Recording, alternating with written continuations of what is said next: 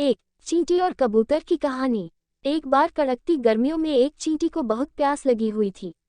वो पानी की तलाश में एक नदी किनारे पहुंच गई। नदी में पानी पीने के लिए वो एक छोटी सी चट्टान पर चढ़ गई और वहां पर वो फिसल गई और फिसलते हुए नदी में जा गिरी।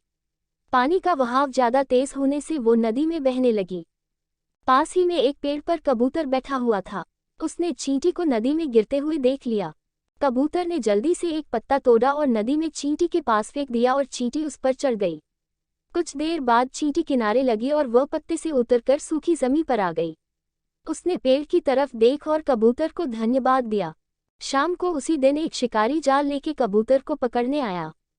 कबूतर पेड़ पर आराम कर रहा था और उसको शिकारी के आने का कोई अंदाजा नहीं था।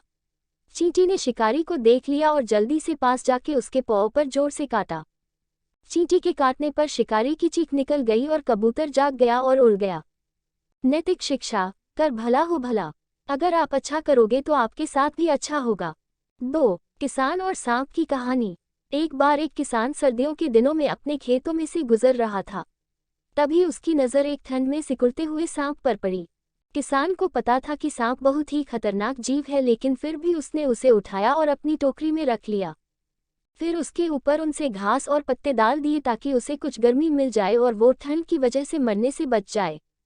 जल्द ही सांप ठीक हो गया और उसने टोकरी से निकलकर उस किसान को काट लिया जिसने उसकी इतनी मदद की थी। उसके जहर से तुरंत ही उसकी मौत हो गई और मरते मरते उसने अपनी आखिरी सांस में यही कहा, मुझसे ये सीख लो कि कभी किसी दुष्ट बुरे नीच पर दया न करो। नैतिक शिक्षा, कुछ लोग ऐसे होते हैं कि जो अपने स्वभाव को कभी नहीं बदलते हैं, फिर चाहे हम उनके साथ कितना भी अच्छा व्यवहार करें। हमेशा उन लोगों से सावधान रहें और उनसे दूरी बनाए रखें जो केवल अपने फायदे के बारे में सोचते हैं। ये कहानी कैसे लगे हमें कमेंट करके ज़रूर बताइए। और हाँ, वीडियो अच्छी लगी तो like comment share and subscribe करके नोटिफिकेशन को ऑल पे सेलेक्ट कर दीजिए।